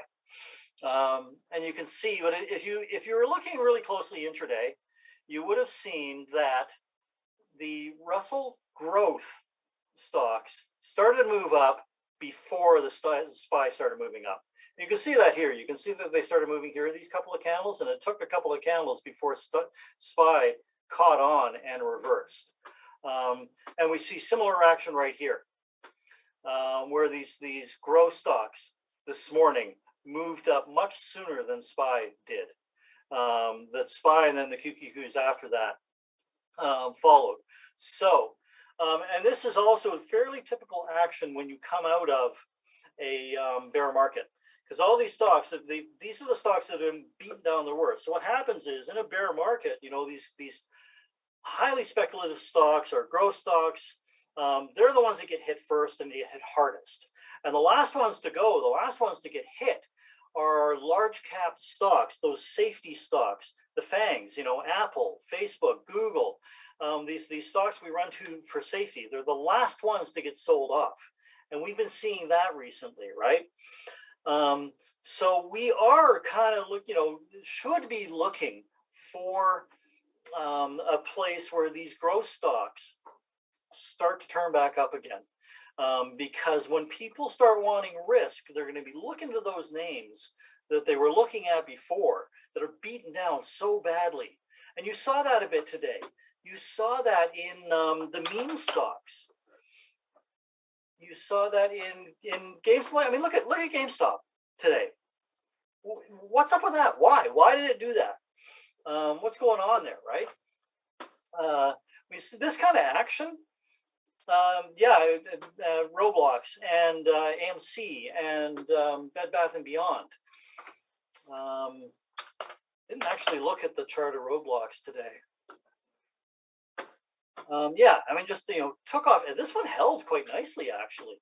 But see this? This is 2 days in a row now that this opened and moved strongly. Okay, this is risk-on behavior. This is not the kind of behavior we've been seeing all week long. This is a change of character here, and we're seeing it across a number of stocks. And we've seen it in some of the stocks we've looked at earlier today too, right? So these are reasons to be bullish, and reasons to be bullish on your growth stocks. So maybe it is time to nibble a bit, with risk capital. It's a very risky time to be nibbling on these things.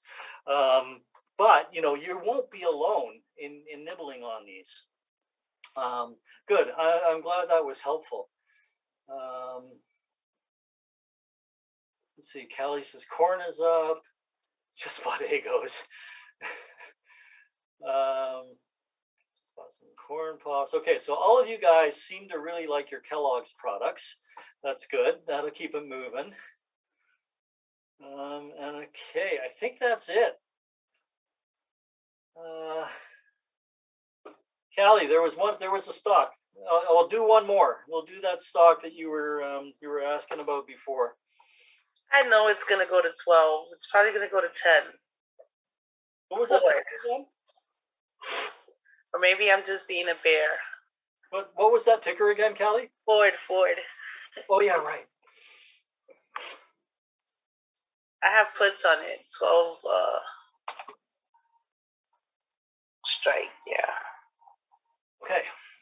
So yeah, we're looking at a 15-minute chart. We'll get SPY off of that. We'll move this back to a daily. Yeah, nice downtrend, double bottom today. Yeah, they're June puts as well. So okay. Ooh. Wow. All right, I go to a weekly here. I'm getting better at trimming, Kevin. Oh, good. I was at the end of the day up like 84% on them, and I trimmed some today. Oh, this is interesting.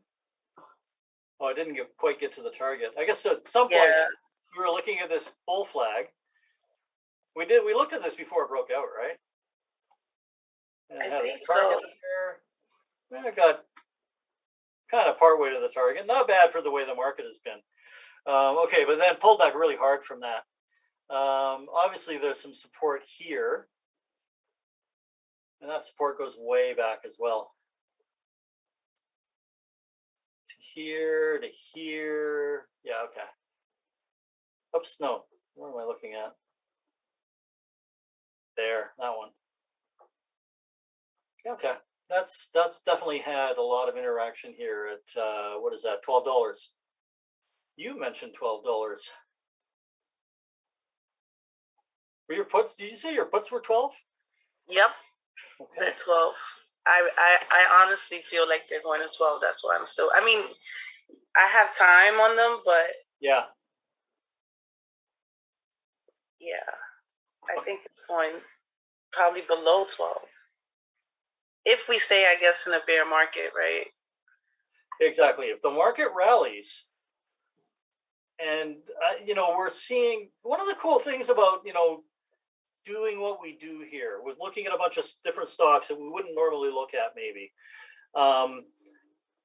is that we start to see patterns in the market that maybe we're not seeing when we just look at the index, right? We, you know, we've got to look at the index. We got to look at SPY and Qs and the Russell and everything. But we saw today, you know, potential strong reversal patterns in a lot of these stocks, and a weak reversal looking pattern in the SPY. So that's why it's important to just kind of go through a lot of random charts, or maybe have a watch list of stocks that you kind of keep an eye on, and then maybe at the end of the day, you know, maybe if you're sitting watching TV or whatever, you just got to, you know, if you got a laptop or on your phone, whatever you do, just like scroll through charts, and, you know, maybe try and go through 50 charts, you know, one day, and then the next day try and go through 60, and before you know it, you'll be able to blast through, like, you know, hundreds of charts. I usually don't do hundreds every day, but I definitely go through at least a few hundred on the weekend. Yeah, perfect, Marvin. Watching playoff games, because yeah, I mean, there's lots. You know, when you're watching playoffs, or, you know, watching any kind of sports, there's always lots of breaks and stuff that really aren't that interesting. I mean, you know, the announcers are just filling time in that stuff, so you can take your eyes off the screen and look at charts.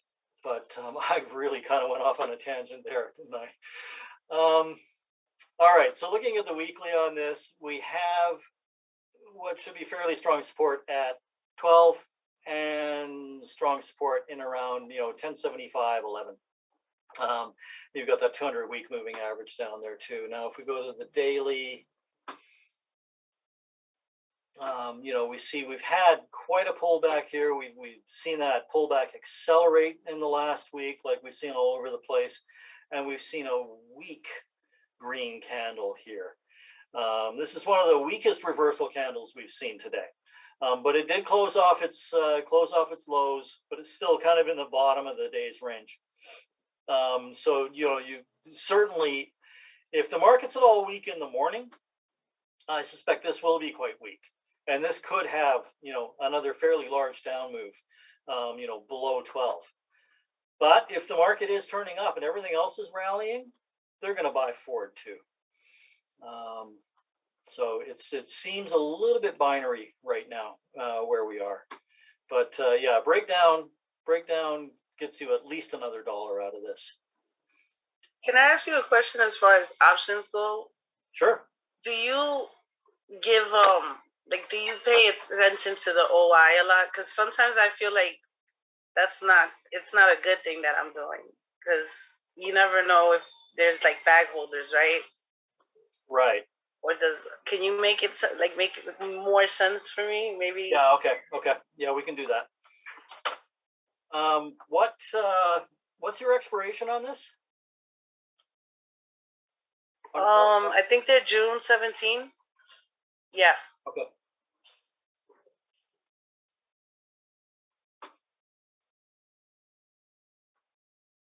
All right. Let's get that set up. We'll bring that in here now. Okay, you should be seeing the option chain. It's a little incomplete, unfortunately. Oh, okay, it's incomplete because nobody wants to buy or sell those. So the open interest is right here, these columns on either side of the strike price. This has got really, you know, this has got great open interest. And you're usually gonna find that it has high open interest where it's been trading recently. Okay, so that is in around the 16 down to the 12 area, right? Let me check that chart again. Yeah, because we recently came down from around 16. We had consolidated around between 16 and 17. So we should see high open interest in the 16, 17, 15 area, right? Because it consolidated in there. It spent a lot of time there. A lot of people would have been, you know, doing their at the money option thing there. And now as we move down, as we get into the 12s and everything, we should see open interest thin out a little bit. So let's go back to that.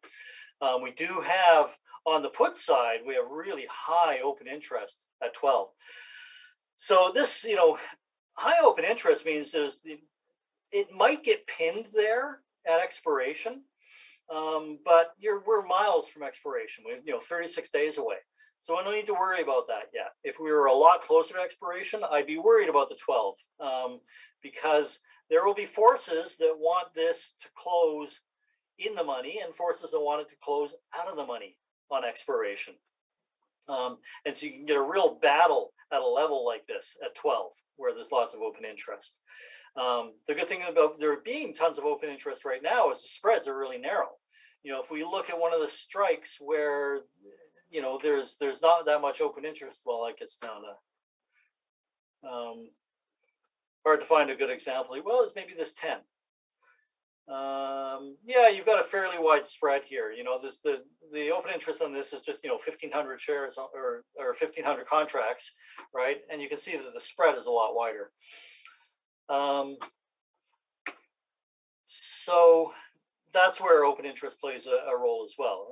How easy is it for you to get in and out? If we looked at so it's June, yeah, June's the monthly. So if we looked at, say, June 10th. We're going to see way less open interest. So if I wanted to do a spread on this, it becomes a lot more difficult. So like, why don't we do that? Why don't we say, say I was going to do a 14-15 spread. So you can see the spread in the price here for 71 cents to 95 cents, right? That's really wide.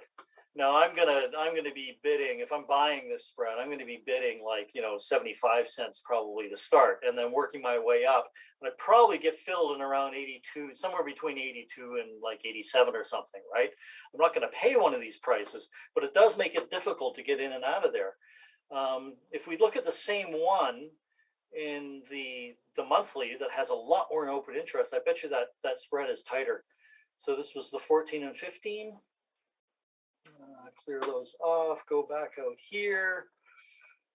And so I think what I did was that. Yeah, the spread's a tiny bit tighter. It's not a big difference, but you can see a difference here, right? I think before it was 71 and 95. So we've tightened up that spread by like 7 cents, which is actually about 10% of this, right? So, open interest does make a difference. Does that help, Kelly? Yeah, I didn't know that it helped as far as the spreads. So yeah, while you were explaining, the word came to me. It's like sometimes I like too much emphasis on the open interest, I think, because like I'll look at like let's say I'm day trading with the contract, then I'll just like look to see where the open interest is and think, okay, that means that it's gonna go there, like the price. Gotcha. Okay, so I shouldn't look at it that way, right? Or yes and no. On expiration day, or day or two before expiration, those levels start becoming quite relevant. So let's this is turning into a big options lesson, but anyway, let's take a look at the SPY. Let's turn that off so we can look at the whole thing. I want to look at, so we'll look at the May. We'll look at the one that expires next week, okay? And so what you've probably heard people say pinning, because what you're talking about is pinning, okay? Where it gets pinned to a price or a level because there's so much open interest there. But that happens right at expiration. So if we look here, look at this 395 level on the SPY. We've got almost 50K of open interest there. Now if we look at the 390, wow, 122K. All right, and then we just keep moving down by fives, right? And then at 385 we got 69K, and at 121K at 380. So that could potentially be a really important level. That's a lot of open interest down there. And that's a fair ways out of the money. What's SPY at right now? Whoops, 390, 391. Okay. Then we go up into the 400, 117K. You know, these numbers that end in zero are going to have higher open interest. But, you know, so as you're coming into expiration, you might want to take a look at some of these levels and start deciding, okay, where are they going to try and pin this to? You know, currently, it looks like they're probably going to try and pin this to 390. And if that's where we are next week, then, you know, they will try and pin it there. But, you know, we're probably going to move off of that, and they're going to find a different level to pin to. So it's good to be aware of the open interest from that point of view. But just for your regular trading, you just want to make sure that there's enough open interest and it's doing enough volume in a day that you can get in and out of your options, you know, cleanly without having to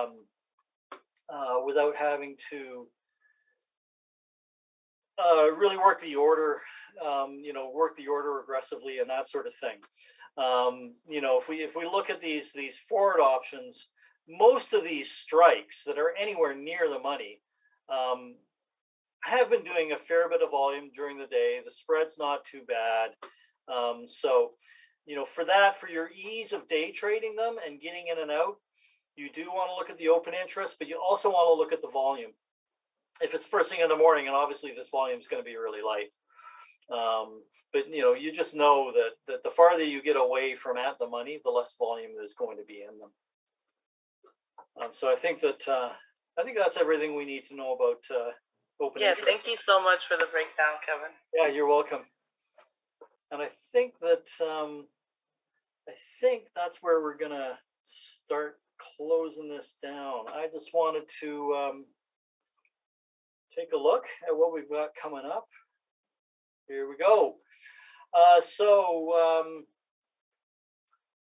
Watch out for my briefing on the weekend, and Nick might do a fundamental video. He's gotten a little behind on his videos, I think.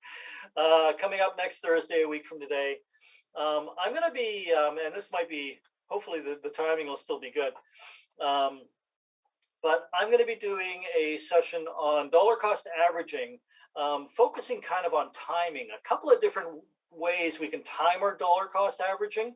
I can show you a couple of really cool things, a couple of really cool periods during the month that are really good to do your DCA. And then during times like this, in bear markets like this, we can do some filtering, some really simple filtering with the MACD indicator to improve our timing, or to maybe prevent us from adding new money, turning off our dollar cost averaging for a little while. And you can use this. You can use the MACD indicator as a signal to you know, to turn it on and turn it off. And I'm not saying to get in and out of the market, but I'm saying that, you know what, this really isn't a good time to be putting money to work. I'm just going to wait a little bit. And the MACD indicator can be that switch, that on-off switch for you. So I think everybody will find that interesting.